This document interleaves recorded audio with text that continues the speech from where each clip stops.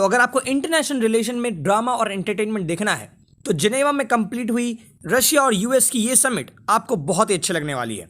ऐसी समिट जिसमें लगातार एक लीडर ने दूसरे लीडर पर एलिगेशंस उठाए और दूसरे ने उसको सिरे से नकारा। दुनिया की दो सबसे बड़ी सुपर पावर और उससे भी बड़ी एक दूसरे के दुश्मन जब एक दूसरे से मिलते हैं तो क्या होता है, उसके बारे में सोशलाइजर के इस वीडियो में हम जानेंगे। So let's get started, let's get socialize. जैसा कि आपको पता होगा कि यूएस प्रेसिडेंट जो बाइडेन और रशियन प्रेसिडेंट व्लादिमीर पुतिन के बीच में जो बैठक थी वो अब समाप्त हो चुकी है और इसका हाइप बहुत दिनों से बना हुआ था। इनफैक्ट जब जो बाइडेन अपने इलेक्शन कैंपेन में थे तब से उन्होंने बोला था कि वो मीटिंग लेंगे, रशिया को टेबल पर लेकर आएंगे, उनसे बातचीत करेंगे। एंड फाइनली जब मीटिंग हुई तो ये तो पक्का ही था कि इनके बीच में ड्रामा होने वाला था और ऐसा हुआ भी। लेकिन क्वेश्चन यहाँ पर यह आता है कि क्या सच में कोई कंस्ट्रक्टिव टॉक्स हुई, क्या कुछ हमें एडवांसमेंट, कुछ बेटर डेवलपमेंट्स देखने को मिलेंगी? तो चलिए इसके बारे में हम जानते हैं। तो इस मीटिंग में कई सारे टॉपिक्स शेड्यूल में लगे हुए थे। इसमें से सबसे पहला टॉपिक था साइबर सिक्योरिटी का। साइबर सिक्योरिटी को लेकर यूएस प्रेसिडेंट बहुत ही ज़्यादा अटैकिंग लगे और उन्होंने प्रेसिडेंट बाइडेन को सीधे सीधे बोला कि अगर जो चीज़ें यूएस के साथ हो रही हैं अगर वो रशिया के साथ हो तो रशियन प्रेसिडेंट को कैसा लगेगा। इस पे पुतिन भी कहते हुए नजर आए कि हाँ, उन्हें भी ये मैटर करेगा।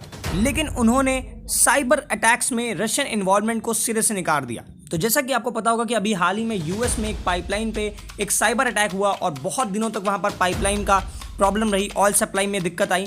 तो इस पे यूएस का ये कहना था कि शायद रशिया के जो अटैकर्स हैं, रशिया ने उनको बैक किया है यूएस पे अटैक करने के लिए। लेकिन पुतिन ने इस समिट में ये बोला कि हमारी कोई भी इन्वॉल्वमेंट इसमें नहीं था। तो दूसरा टॉपिक यहाँ पर था अलेक्सी नेवलनी का। अलेक्सी नेवलनी आपको पता ही है कि इस समय रशिया में फ्रीडम राइट्स और प्रोटेस्ट के एक हीरो बन के उभरे हैं और सभी यूरोपियन डेमोक्रेटिक कंट्रीज और यूएसए इनको बैक कर रहा है। इस पे मीटिंग में ये बातचीत हुई कि बाइडेन ने बोला कि अगर नेवलनी को कोई भी दिक्कत होगी, अगर रशिया उनके खिलाफ गलत स्टेप्स उठाएगा तो ये उसके लिए बहुत ही ज़्यादा प्रॉब्लमेटिक हो सकता है। बाइडेन ने इसका जवाब दिया कि अलेक्सी नेवलनी ने जो भी किया है वो खुद जानते हैं कि वो अगेंस्ट द लॉ है और वो लॉ को बहुत ज़्यादा तोड़ रहे हैं, हानि पहुँचा रहे हैं। लेकिन इस केस में सबसे इंटरेस्टिंग और ड्रामेटिक चीज़ तब उठी जब पुतिन बाइडेन से बोलते हैं कि वो अपने देश में ब्लैक लाइव्स मैटर जैसे और कैपिटल हिल राइट जैसे लॉ एंड ऑर्डर को बिगाड़ने वाली प्रॉब्लम्स को होने नहीं देना चाहते। इस पर बाइडेन सच में भड़क उठे और कहे कि बहुत ही रेडिकुलस है, प्रोटेस्ट करना सबका अधिकार है और रशिया में भी सबको प्रोटेस्ट करने का हक होना चाहिए। इसके बाद यूक्रेन पे भी बहुत सारी बातें हुई। जैसे कि आप सभी को पता है हाल ही में रशिया ने यूक्रेन के बॉर्डर के पास बहुत बड़े अमाउंट में ट्रूप का डिप्लॉयमेंट किया था। इस पे भी समिट पे बात हुई। लेकिन क्वेश्चन उभरता है कि क्या सच में कुछ निकल के आया? तो आंसर है नहीं, कुछ भी खास डेवलपमेंट इसमें नहीं हुई।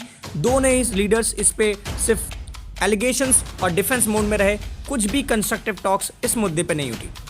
इसके बाद न्यूक्लियर ट्रीटीज़ और न्यूक्लियर टॉक्स पे बातचीत हुई कि क्या दोनों कंट्रीज़ को इस पे सहमति बनानी चाहिए। तो दोनों ही लीडर्स ने इस पे फर्दर बातचीत और रेजोल्यूशन लाने के संकेत दिए हैं, जो एक अच्छी चीज़ मानी जा सकती है। इसके अलावा दोनों ही कंट्रीज़ ने ये भी कह दिया है कि वो सभी एनवॉयज़ को, सभी डिप्लोमेट्स को जो अभी तक रशिया और यूएसए से हटा दिए गए थे हाल ही में, उनको वापस से कंट्रीज़ में भेजा जाएगा। क्योंकि आपको पता होगा कि 2020 के इलेक्शन में जब यूएस प्रेसिडेंट का इलेक्शन हुआ तो बाइडेन के कैंप का ये कहना था कि रशिया का इसमें इन्वॉल्वमेंट रहा, उसने इलेक्शंस में फ्रॉड करने की कोशिश की और उसके बाद से यूएसए ने अपने एनवॉयस को वापस बुला लिया था। लेकिन इस समिट के बाद ये साफ हो रहा है कि वापस से एनवॉयस को भेजा जाएगा। सो ऑल इन ऑल देखा जाए तो ये जो मीटिंग थी इसमें एलिगेशंस ज़्यादा उठाए गए, कोई कंस्ट्रक्टिव टॉक्स जैसा कि हमेशा इंटरनेशनल रिलेशंस में रहता ही है, कुछ ज़्यादा खास हुआ नहीं। यहाँ तक कि ये भी कहा जा रहा है कि बाइडेन जो मीटिंग के पहले बहुत ही अटैकिंग लग रहे थे, पुतिन के सामने जाने के बाद वो बहुत ही नॉर्मल दिखे। कुछ सीरियस क्वेश्चंस उन्होंने उठाए लेकिन वो खास कुछ प्रॉब्लम्स रशिया को देगा नहीं। जाते जाते बाइडेन ये भी बोल के गए कि अगर रशिया कुछ भी डेवलपमेंट्स नहीं करता है, कुछ अच्छे स्टेप्स नहीं उठाता है तो वो उन पे एक्शंस लेंगे। लेकिन इंटरनेशनल क्रिटिक्स का यही कहना है कि पुतिन को इससे कुछ खास फ़र्क पड़ने नहीं वाला है, क्योंकि लगातार ऐसे धमकियाँ उनको दी जाती हैं और वो इसको सुनते भी रहते हैं। किस प्रकार के एक्शंस उठाए जाएंगे ये पुतिन ना आज तक जान पाए और ना ही कोई वेस्टर्न कंट्रीज़ अभी तक कुछ इतना कर भी पाई है। और यही नहीं, ऐसा मैं क्यों कह रहा हूँ, क्योंकि यहाँ पर जब बाइडेन अपने प्लेन में थे तो उसी में प्लेन में उनके एक ऑफिशियल ने कहा रिपोर्टर्स को कि आपको अगर लगता है कि कोई कंस्ट्रक्टिव टॉक्स इस समिट के बाद होने वाली हैं, मिलने वाली हैं, तो ये गलत है। उनका कहना था कि क्योंकि पहले से रिलेशंस इतने ज़्यादा खराब हो चुके हैं तो अब यहाँ पर एक समिट से इतना बड़ा परिवर्तन आना बहुत ही मुश्किल है।